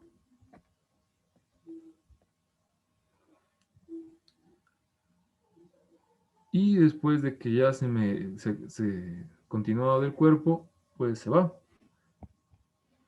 por la puerta de salida. Y la puerta de salida se llama píloro. Entonces, a la entrada está el cardias, la primera habitación es el antro, ese es cuarto adicional, esa bodeguita, ese espacio adicional para mover alimentos se llama fondo, la cavidad más grande donde caen todos los alimentos para moverse, para hacer todo lo que tenga que hacer el estómago, se llama cuerpo, y la puerta de salida pues será el píloro.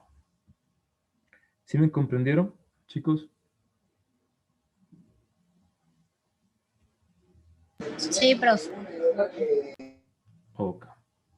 ¿Alguna pregunta, alguna inquietud hasta ahorita de esto? Profe, ¿y de ahí pasa al intestino grueso? Eso. Ya vamos a ir, gracias David. De ahí pasa al delgado. Pero vamos primero a acabar el estómago. Entonces, todas estas 5 partes funcionan, conforman el estómago. Ahora bien, el estómago no solo mueve, sino que el estómago en sí es el que ya comienza el proceso de la digestión. El estómago tiene una secreción muy importante, ácido clorhídrico. El ácido clorhídrico es el principal que destruye todas las macromoléculas, los nutrientes. Obviamente no es que las degrada, o sea, las hace pedazos, no, sino simplemente las separa, las hace más chiquitas, más chiquitas, más chiquitas, a todas las cosas que les lleguen en la comida. Sea que pueda absorberse, sea que sea nutritivo, también como no puede ser nutritivo. No es necesario que sea nutriente, sino todo lo que se hace en el estómago. Llega y se muere. Y llega y se empieza a degradar, a destruir. Y no solo son los nutrientes de la comida, sino, por ejemplo, las bacterias que ingerimos en la comida, pues llegan ahí y se mueren. Llegan ahí y mueren. Porque el ácido clorhídrico tiene un pH de 2. Entonces es un medio muy ácido del estómago. Entonces, por eso mismo el estómago necesita un medio para protegerse. Y lo que hace es secretar moco. Esas son las dos grandes secreciones del estómago. Ácido clorhídrico y moco. Porque el moco le ayuda a protegerse del ácido clorhídrico. ¿Ya?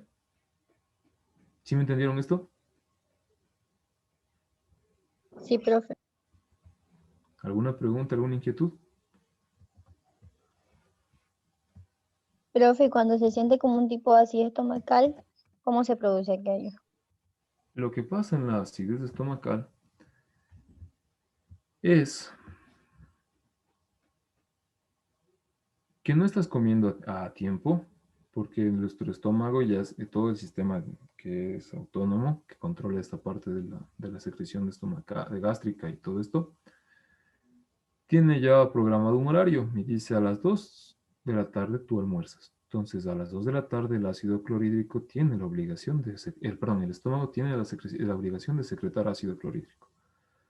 Pero digamos que tú estabas jugando, tú saliste y no tuviste tiempo de comer. Y ya son las 2 de la tarde, 3 de la tarde, entonces nada, tú no comiste nada. Pero el estómago se quedó en que a las 2 de la tarde se secreta ácido clorhídrico y punto. Como no hay alimento que le, que le reciba, o sea, que se pelee con ese ácido clorhídrico, pues el que le toca pelear es con el mismo estómago. Y el mismo estómago empieza ahí a golpearse con su propio ácido clorhídrico. Y eso es lo que da la acidez estomacal. Obviamente también, ese es el problema en sí. La causa puede ser lo que dije, lo que no se come a tiempo. También puede ser una hiperproducción de ácido clorhídrico, o sea que el estómago se embaló y está produciendo demasiado. O también que a su vez tú no produces mucho moco y que también da lo mismo. Las causas son algunas, pero el problema en sí es ese. La pelea que tiene el ácido clorhídrico cuando no hay alimento. Y la pelea del ácido clorhídrico que tiene con el mismo estómago. Yo digo, cuando no hay alimento, cuando mucho se secreta, un poco moco. Pero es la razón de la acidez. ¿Te respondí la pregunta? Sí, profe, gracias. Profe, ¿y ese Dímelo. ácido causa gastritis? Pero claro, es el que causa gastritis. ¿La gastritis qué pasa? Por eso es que dicen que la gastritis es una enfermedad crónica, Porque la primera vez que tú no comas a un horario establecido, pues solo te duele, ay, ay, ay, ay, ay. Bueno, ok, como estamos jóvenes, bueno, ya en unos un ratito, en unos 2 días ya deja de doler porque ya el estómago ya se empezó a acostumbrar a lo que tú comes. Pero ahora, ¿cuál es el problema? Empiezas a hacer de eso un hábito. Todos los días estás comiendo a horas distintas. Un día comes a las 2, otro día comes a las 4, otro día comes a las 5, luego a las 12. Y el estómago, pues, ya dice, ¿qué mismo? Entonces empieza a secretar mucho ácido clorhídrico a distinto tiempo, a destiempo. Entonces, ese ácido clorhídrico empieza a dañar. Como no estás teniendo un horario fijo donde hay alimento, empieza a dañar la pared estomacal, la pared gástrica. Se acaba el moco, luego empieza a dañar la mucosa. Y ese ya es un ardor medio fuertecito. Luego sigue doliendo, sigue doliendo, sigue perforando, sigue perforando. Obviamente el estómago trata de producir moco, pero a veces el problema es ese, que no se sabe a qué hora come, no puede producir la misma cantidad de moco al mismo tiempo y ahí es un lío. Entonces la lesión va aumentando, va aumentando, va aumentando, va aumentando, hasta que ya llega a la parte submucosa. Ya destruye toda la mucosa, destruye la pared. Y ahí empieza la úlcera gástrica o la gastritis. Y derivado de eso sale la úlcera gástrica, que ya es un hueco completo que se hace en la pared estomacal. Sí, literal. ¿Sí? ¿Te respondí la pregunta? Sí, profe, gracias. Listo. ¿Alguna otra inquietud? ¿Alguna otra preguntilla? Y entonces, ¿cómo se produce el regurgito? La regurgita, el síndrome de reflujo gástrico es. Regurgitación Ajá. es vómito. O sea, regurgitar es que salga la comida. El síndrome de reflujo gástrico se produce porque aquí, donde dijo David, la boca del estómago, existen dos esfínteres.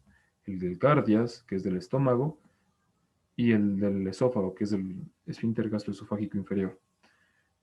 Por lo general, esos tienen que estar cerrados.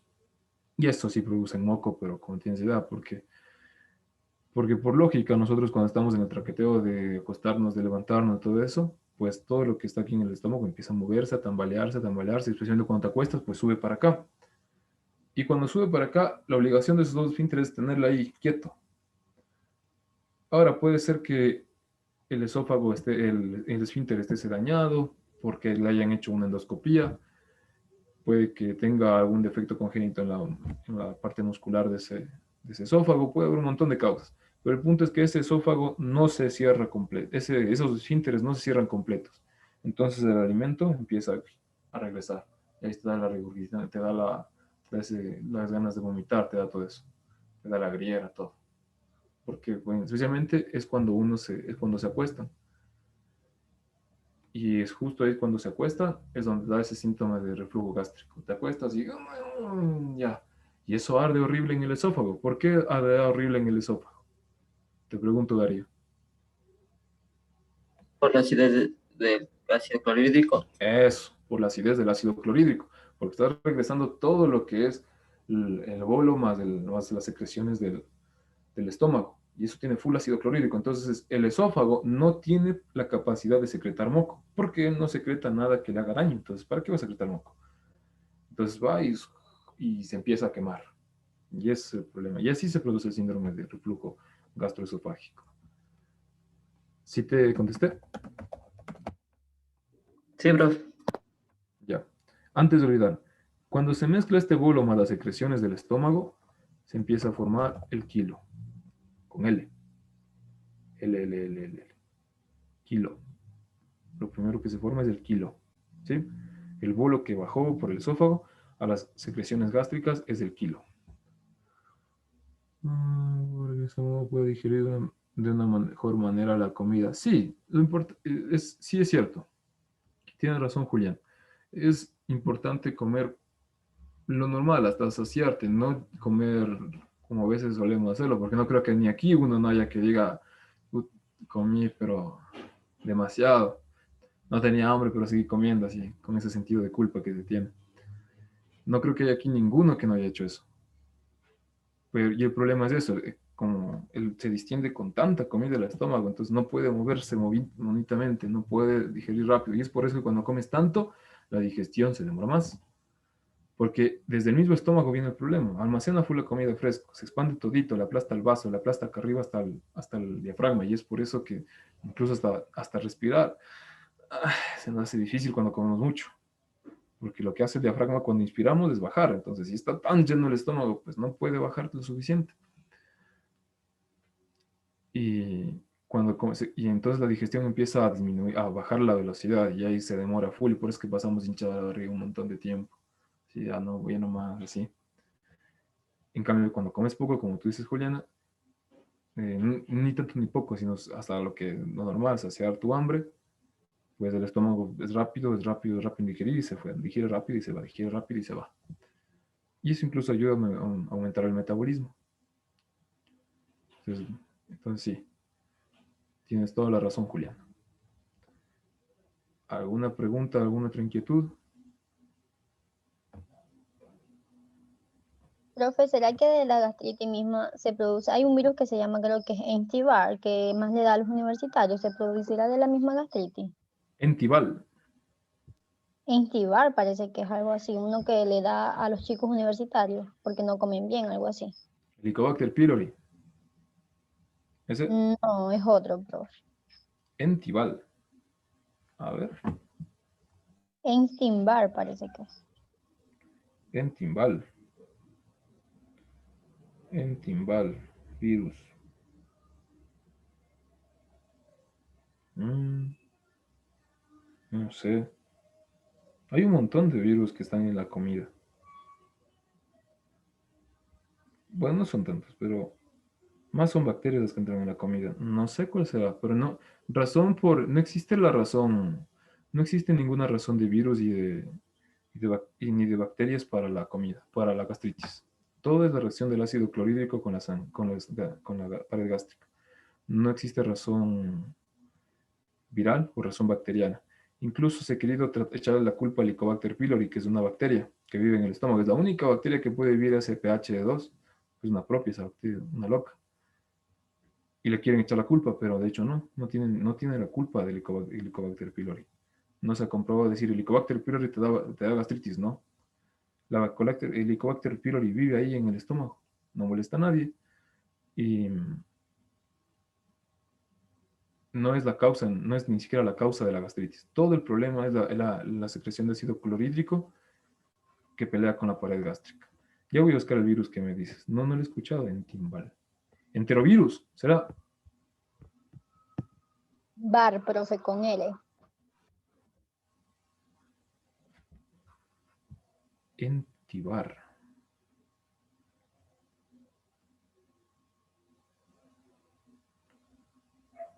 Virus. Coronavirus.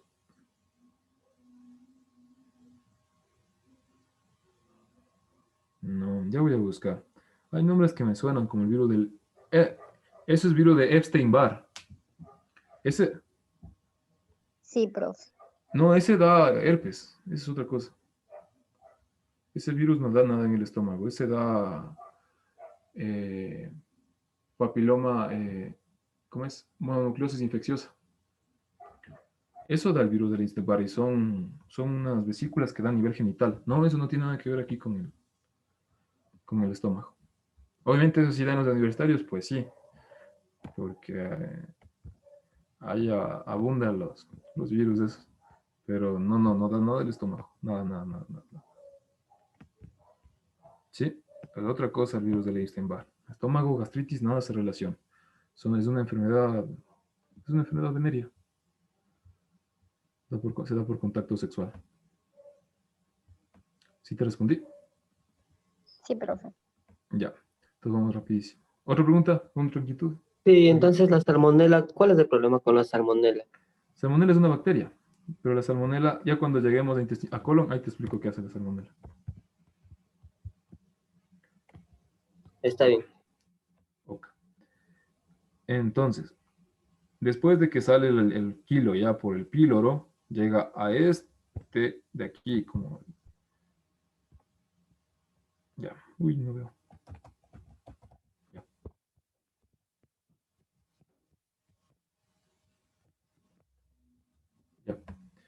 llega a este órgano de aquí, al intestino delgado.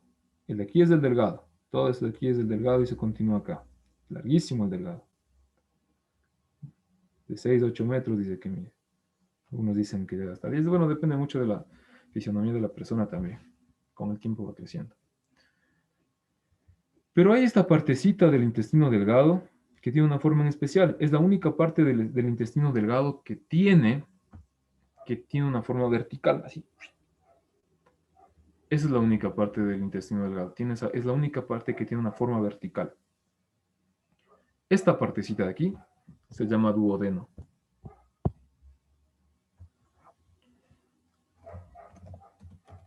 Duodeno. Es parte, no es que digo que no es otro órgano aparte, no. Vamos a ponerle acá. Es parte del intestino delgado. Sigue siendo parte del intestino delgado, pero es una partecita especial del intestino delgado. ¿Ya? ¿Por qué es tan especial? Bueno, por la disposición anatómica que tiene esa forma vertical y porque ahí llegan las secreciones de dos órganos muy importantes. Llega la secreción del hígado y llega la secreción del páncreas. El hígado aporta con la bilis y el páncreas aporta con las enzimas pancreáticas. Ahí, a ese duodeno llega. Por eso es muy importante el duodeno, porque ahí llegan los dos. Entonces, la bilis ayuda en el metabolismo. ¿De qué cosa ayudaba el metabolismo la bilis?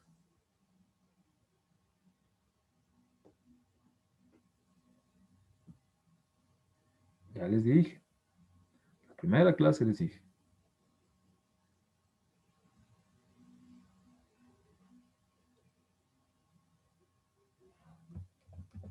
De las grasas. Entonces, el metabolismo de las grasas empieza aquí, en el duodeno. Aquí empieza. Y en cambio, las enzimas pancreáticas lo que hacen es empezar a secretar proteínas. ¿Sí? Proteinasas, perdón. Y empieza con la degradación de proteínas. Entonces, el inicio del metabolismo de las grasas y de las proteínas empiezan aquí, en el intestino delgado. ¿En dónde? En el duodeno. El intestino delgado también secreta una que otra enzima, pero no es tanto como la acción del páncreas como la del hígado. Especialmente el intestino delgado ayuda a seguir haciendo lo que hizo la boca, empezar a digerir los carbohidratos. Entonces las enzimas que son para carbohidratos se realizan en el mismo intestino delgado. Ahí empieza a secretar enzimas y esas ya son para carbohidratos. ¿Sí? Pero pero la primera vez, o sea, el inicio del metabolismo de grasas y proteínas empieza ahí. El otro ya sabemos dónde empieza, en la boca. ¿Sí? Eso es muy importante.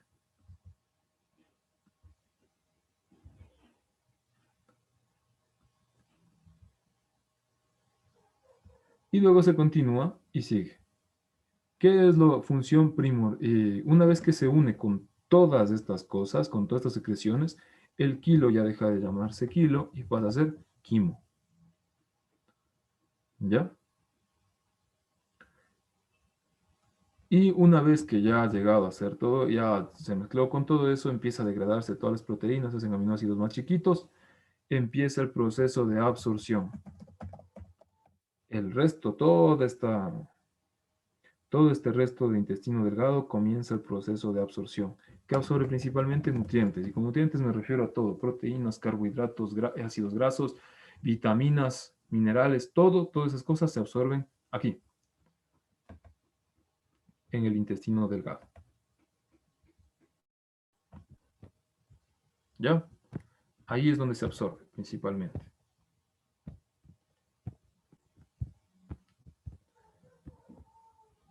El intestino delgado, una vez que se acaba el duodeno, más o menos hasta aquí, justo donde está la señal, tiene otras dos partecitas, que son prácticamente la mitad. Mitad y mitad.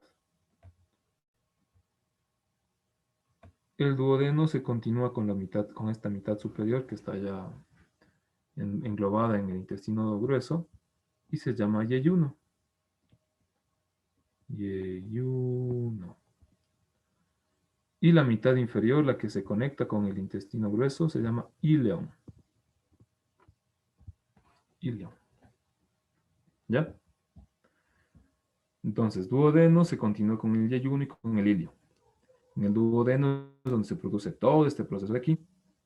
Y la absorción de nutrientes se da en dos zonas en especial. En el duodeno, es en el inicio, y yeyuno. En el ilion casi no se absorbe mayor cosa. Poco, muy poco, muy poco. Pero la mayoría es en duodeno y yeyuno. Ahí se absorben la mayoría de cosas. ¿Sí me comprendieron esto?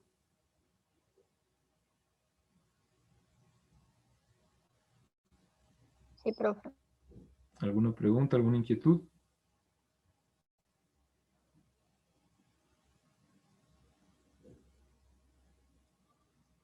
¿No?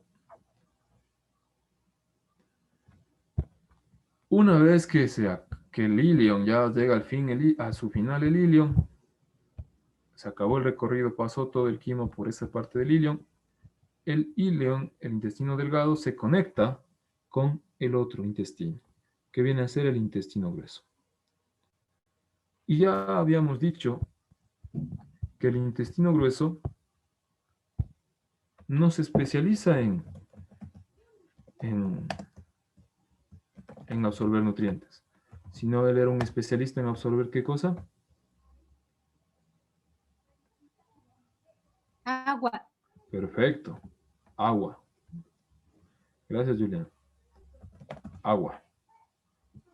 Es especialista en absorber agua. ¿Ya? Y aquí en este intestino grueso es donde la pregunta que vino Darío. La salmonela es una bacteria que entra por vía entérica, ¿ya? Contaminada en alimentos, y se viene a pegar acá, al intestino grueso. Y en el intestino grueso hace lo que toda bacteria que afecta al intestino grueso hace. Ya les dije, igual a ti mismo te dije, Darío, cuando me preguntaste de disentería. ¿Cuál es el principal síntoma de la salmonela? De la salmonelosis. O de cualquier infección del colon.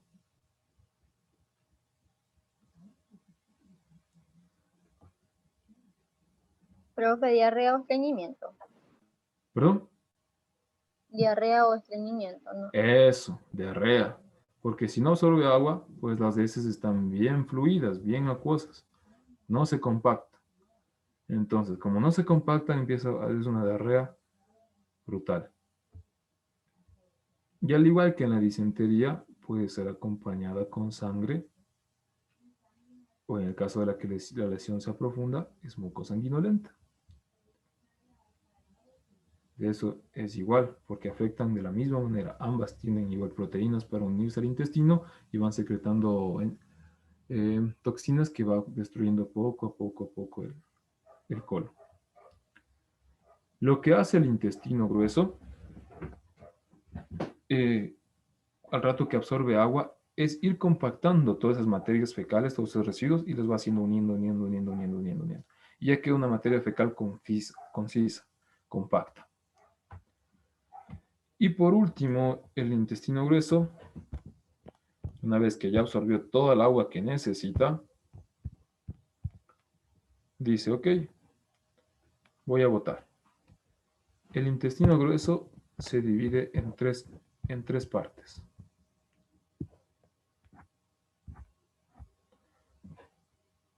Vamos a otro color.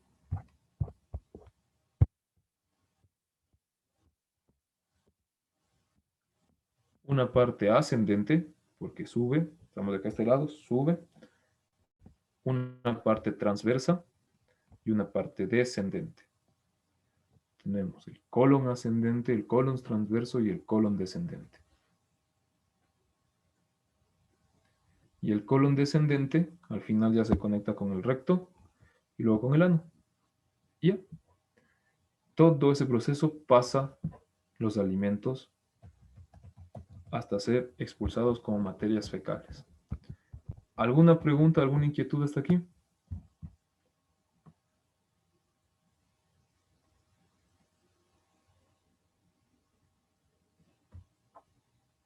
¿Se entendió? No, ¿Se entendió? profe, por mi lado no. Gracias, María Fernanda. ¿Alguien alguna pregunta, inquietud? ¿No se entendió nada? ¿Se entendió poco? Repetir la última parte del intestino grueso Pero claro, de la división, por favor. claro que sí. Vamos a ponerle más chévere. Ya. Vamos a ponerle con numeritos. El intestino grueso se divide en tres partes. Vamos a poner un poquito para acá. El intestino grueso se divide en tres partes. Se le dice intestino grueso o también se le dice colon. El intestino grueso o colon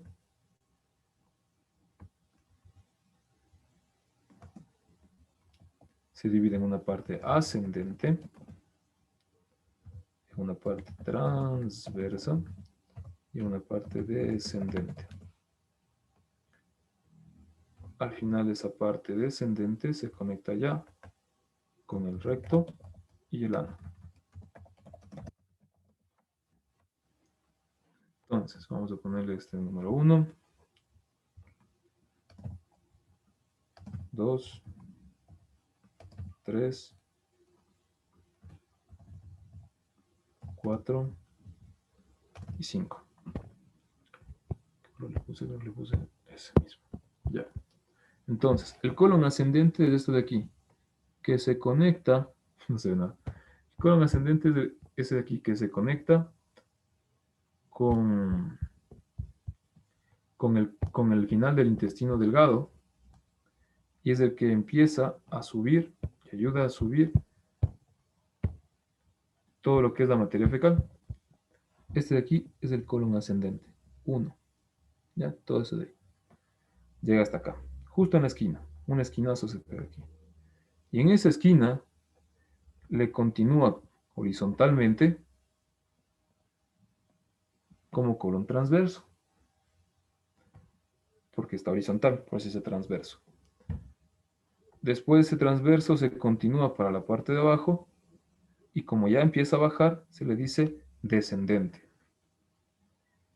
El colon descendente al final se continúa con esto de aquí, que es un canal, que es el 4, que viene a ser el recto, y por último, por estos agujeros, que viene a ser el ano, que es el 5. Y en todo ese trayecto la materia fecal se va compactando. ¿Sí me hice entender un poquito mejor? Sí, profe. Sí. Oh, ok, May. ¿Alguna otra pregunta, alguna otra inquietud?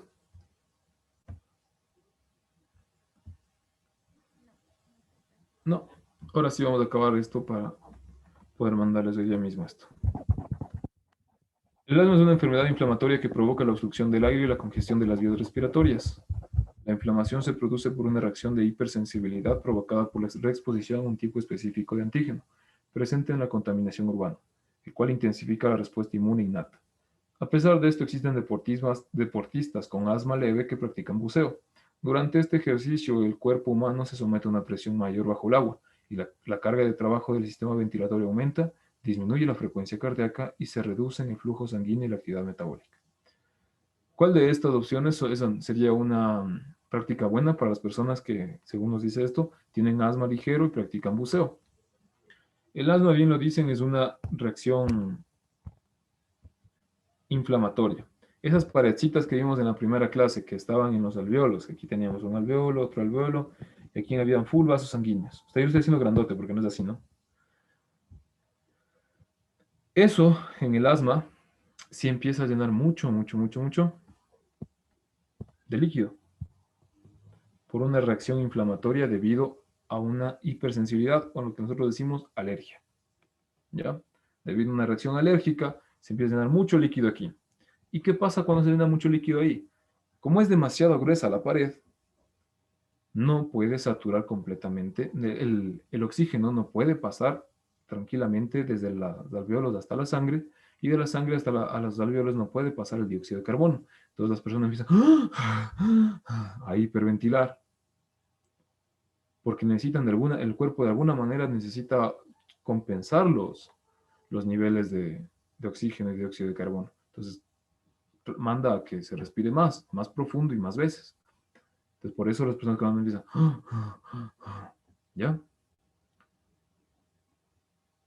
Aquí en el ejercicio nos dicen que existen deportistas con asma leve, es decir, que la inflamación no es tan grave, no se engrosa tanto la pared, ¿ya? Y dice que durante este ejercicio el cuerpo humano se somete a una presión mayor bajo el agua. Si es cierto que bajo el agua la presión que recae es tanto la atmosférica como la hidrostática, entonces se hace bastante, tenemos bastante presión encima. Y la carga la carga de trabajo del sistema ventilatorio aumenta. No quiere decir que necesite respirar más, sino que se hace más eficiente. Trata de que el aire que tiene pueda repartirse rápidamente, pueda alcanzar a todos. Y que poco a poco el dióxido de carbono que se va acumulando se empieza a botar, muy poquito. Disminuye la frecuencia cardíaca porque le está, ¿cómo decir? Le está teniendo con poco oxígeno. Entonces, obviamente eso ya es con entreno, no es que a la primera pasa, porque lo lógico es que aumente la frecuencia cardíaca con poco oxígeno. Pero ya con el entrenamiento, lo que pasa es que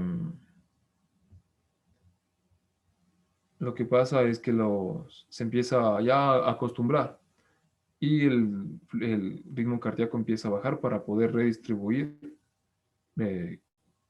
y aprovechar toda la cantidad de oxígeno que se pueda.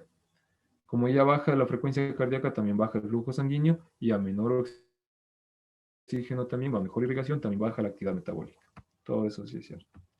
Aquí lo único que tenemos que ver es por análisis, más no porque necesitemos saber muchas otras cosas. Establecer rutinas de ejercicio para mejorar el rendimiento físico.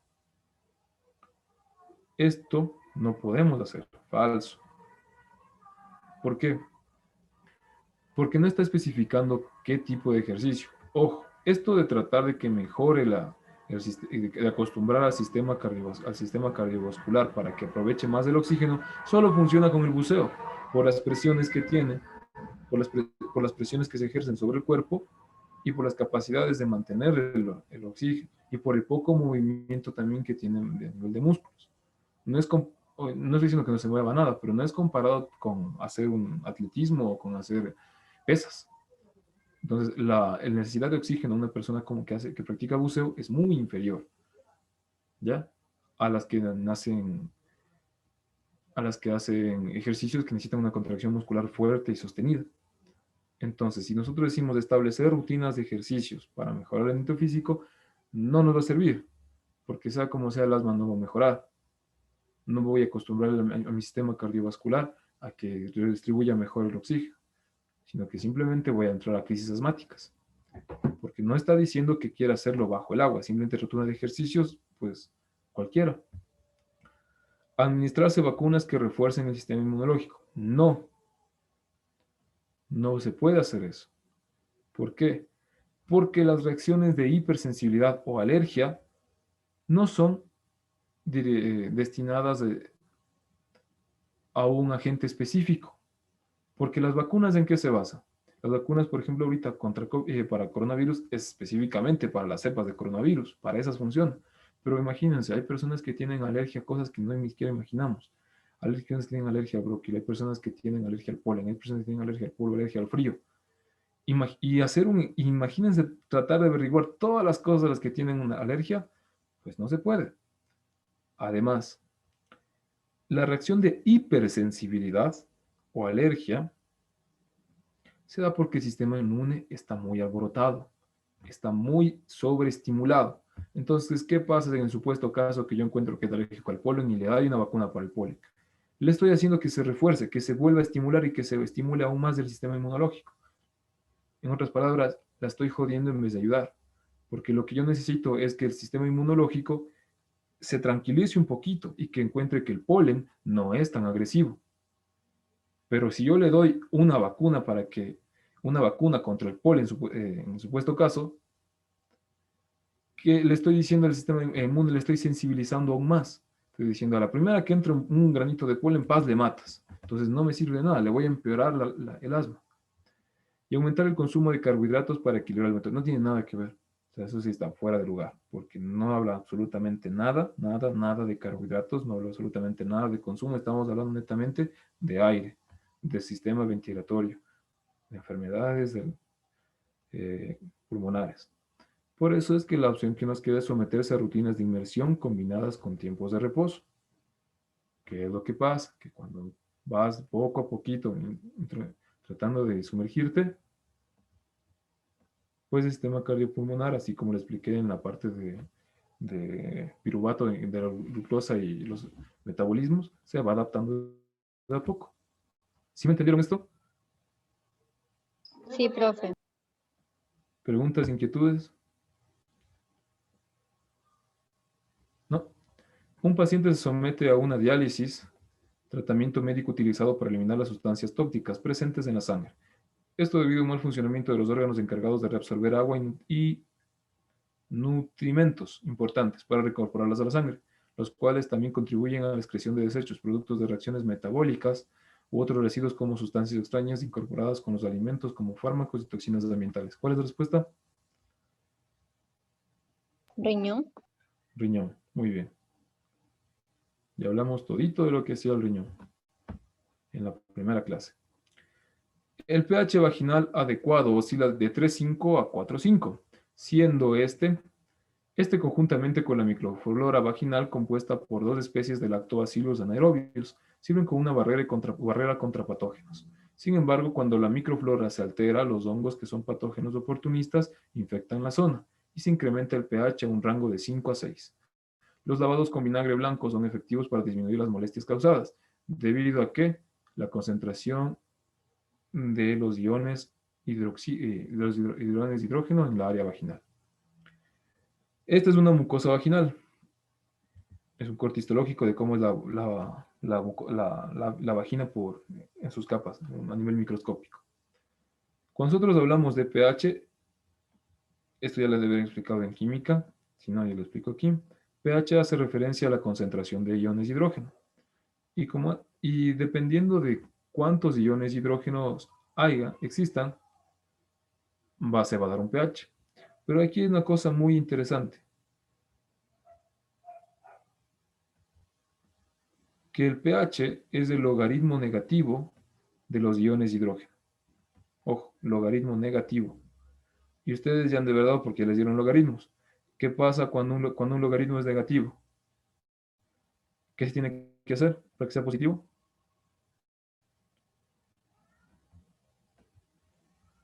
Invertir. Y ahí tú haces positivo. ¿Ya? Entonces, como ya está positivo, el pH ya puede tener un valor. ¿Qué quiere decir esto? Que el pH, mientras más iones hidrógenos tenga, más bajo va a ser el valor. Y mientras menos iones hidrógenos tengan, más alto va a ser el valor. En la escala de pH nosotros que tenemos, decimos que es de 1 a 7 y después de 7 a 14. Todo lo que está de 1 a 7, ¿qué es? ¿Ácido o básico?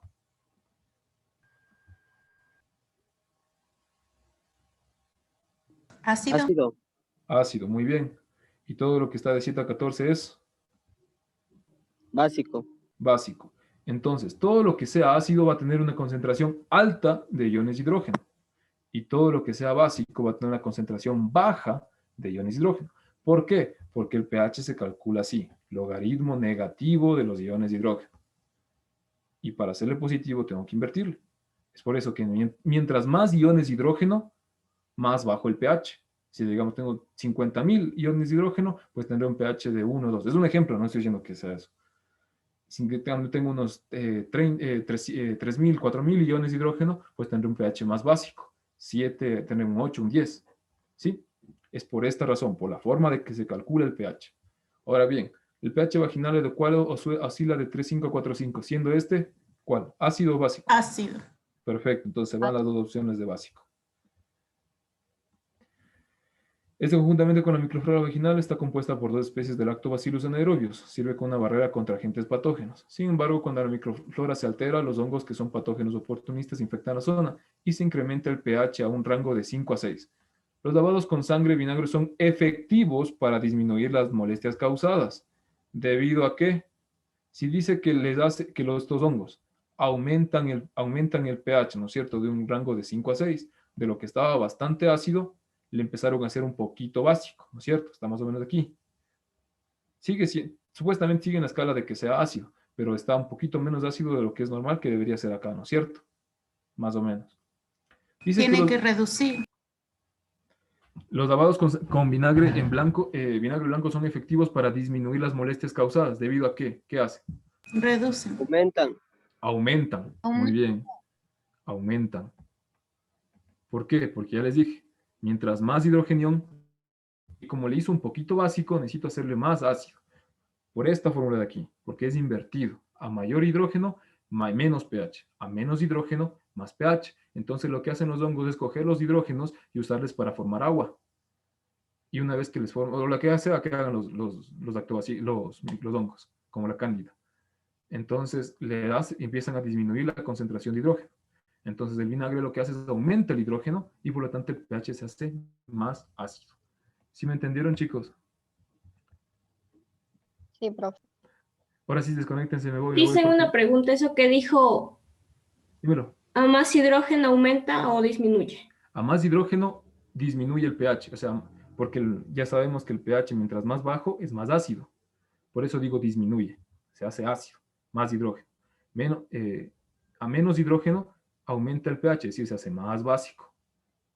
¿Sí? Me voy, chicos, me voy, porque si no me van, ya me van a estar reclamando. Váyanse, conéctense en otra clase. Mañana nos vemos. Gracias, profe. A ustedes, muchas gracias, chicos.